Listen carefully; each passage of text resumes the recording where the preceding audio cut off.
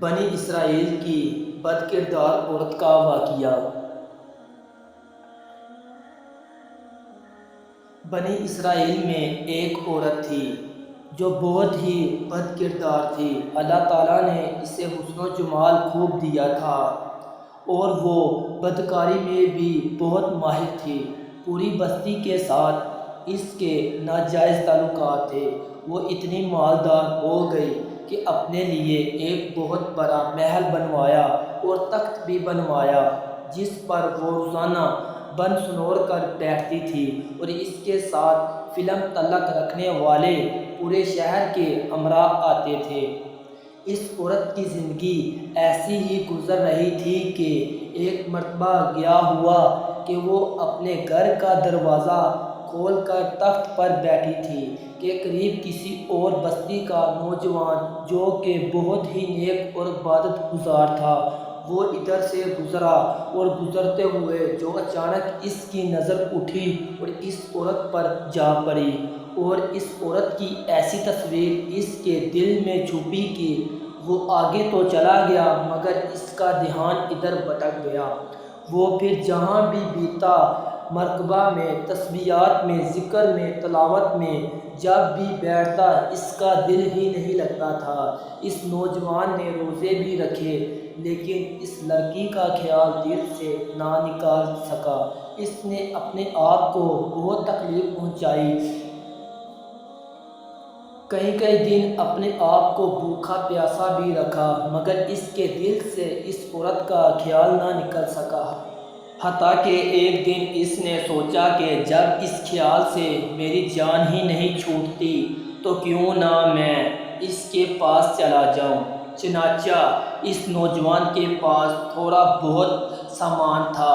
اس نے اس کو بچا اور اتنے پیسے تیار کیے جتنے سے وہ بدکار عورت اپنے پاس آنے کی اجازت دی تھی۔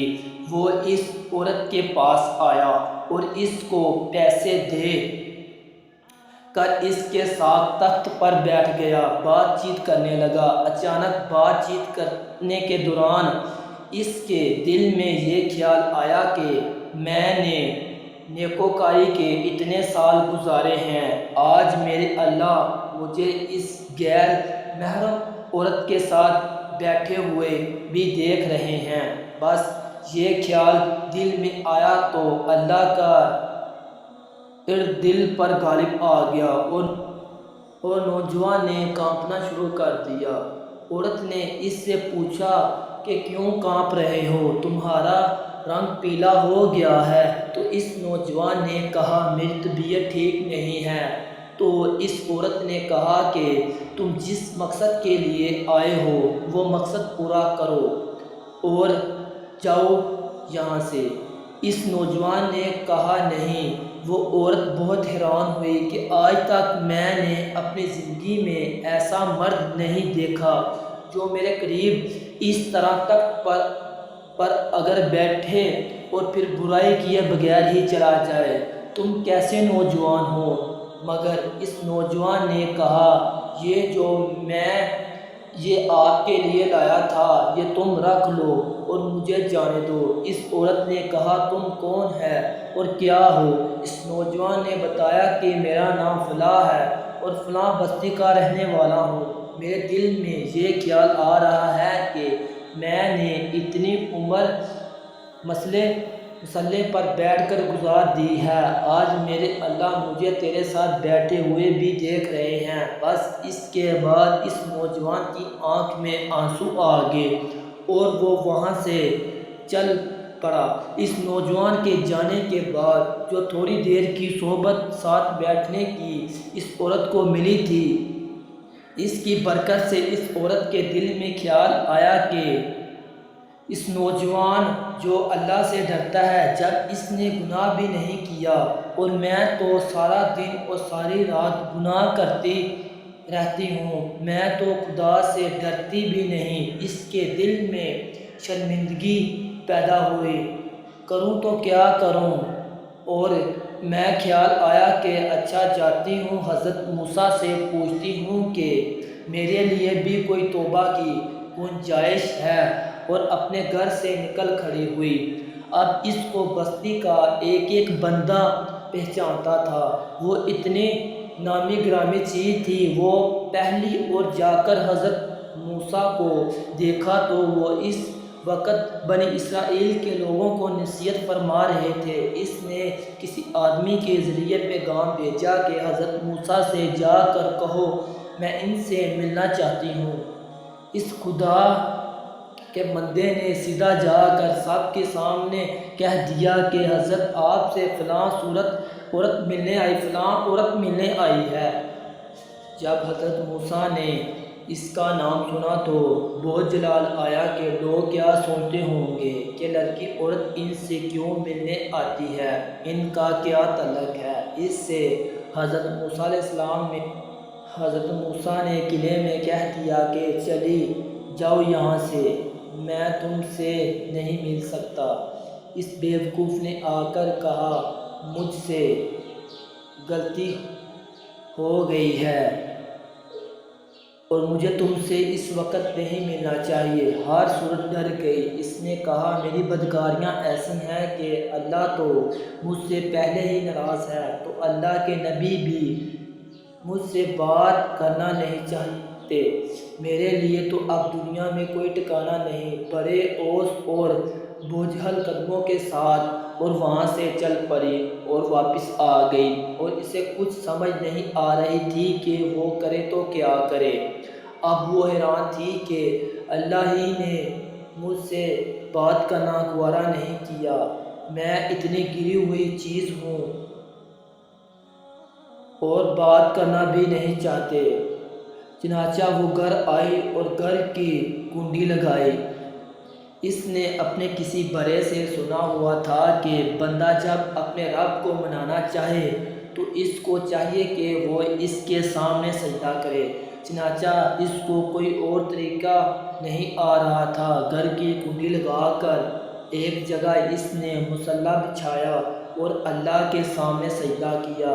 اسے پوری دنیا میں کوئی اور نجات کا راستہ نظر نہیں آ رہا تھا۔ پھر اللہ کی شان دیکھیے، اس نے ساری رات عبادت میں گزاری۔ اگلے دن اس کے دل میں خیال آیا کہ میں عورت ذات ہوں، اصلی اس مکان میں نہیں رہ سکتی، ایک میری خادمہ ہے، تو میں اگر نیت بھی کر لوں تو چاہے لوگوں نے میرے ساتھ بدکاریاں کی ہیں وہ مجھے یہاں نہیں رہنے دیں گے، تو بہتر یہ ہے کہ میں اس جگہ کو چھوڑ کر چلی جاؤں۔ اس عورت نے فیصلہ کر لیا کہ میں یہاں سے چلی جاتی ہوں۔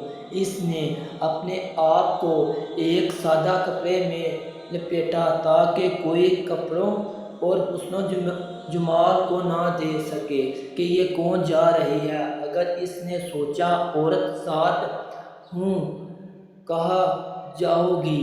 دل میں خیال آیا کہ وہ جو تو نوجوان آیا تھا جس کے دل میں اللہ پاک کا اتنا خوف تھا کہ وہ اللہ کے ڈر سے کانپ رہا تھا، کیوں نہ میں اس ایک بندے کے پاس چلی جاؤں، اس کی خادمہ بن کر رہ جاؤں، ممکن ہے کہ وہ مجھے نکاح میں ہی قبول کرے، اور اس کی بستی کی طرف چل پڑی۔ چنانچہ اندھی ہوئی اس بستی میں اس کے گھر چلی اور گھر والوں سے کہا کہ میں فلاں بندے سے ملنے کے لیے آئی ہوں۔ تو اس کے گھر والوں نے کہا کہ اس کے ذکر اور عبادت کا معمول ہے اور وہ کمرے سے اتنے بجے نکلتا ہے، تم ایسا کرو انتظار کر لو۔ چنانچہ اس نے کہا میں انتظار کر لیتی ہوں۔ وہ انتظار میں بیٹھ گئی۔ جب انتظار کرنے بیٹھی ہوئی تھی تو اچانک اس نوجوان نے دروازہ کھولا۔ اس کی نظر اس عورت پر پڑی، یہ سامنے بیٹھی ہوئی تھی۔ جب نوجوان نے عورت کا چہرہ دیکھا تو اس نوجوان کو اپنا وہ وقت یاد آ گیا جب میں اپنے مصلی کو چھوڑ کر اس کے تخت پر جا بیٹھا تھا۔ اس نوجوان کے دل پر خوف طاری ہو گیا کہ کہیں یہ میرا ایمان خراب کرنے تو نہیں آ گئی۔ میں نے تو اتنی مشکل سے اس کا تصور ذہن سے نکالا تھا، پھر نوجوان پر اتنا خوف طاری ہوا کہ وہ وہیں گر پڑا اور اس کی جان ہی چلی گئی۔ اب اس کی وفات پر گھر والے بھی رنجیدہ اور اس عورت کو بھی بہت کام تھا۔ خیر 3 دن کے بعد اس عورت نے اس کے گھر والوں کو بتایا کہ میں تو اس نیت سے آئی تھی۔ انہوں نے کہا اب وہ تو اس دنیا سے چلا گیا، اس کا ایک بھائی ہے، اگر وہ تمہارے ساتھ نکاح کر لے تو تم اس کے ساتھ نکاح کر لو گی۔ اس عورت نے کہا ٹھیک ہے۔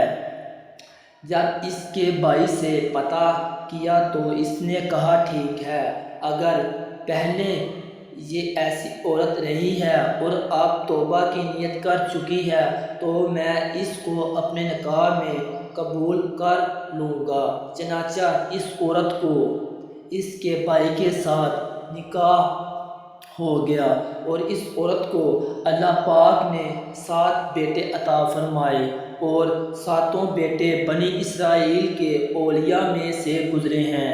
ایسی بدکار عورت سے بھی توبہ کرتی ہے تو صلہ تھائی اسے 7 ولیوں کی ماں بناتے ہیں۔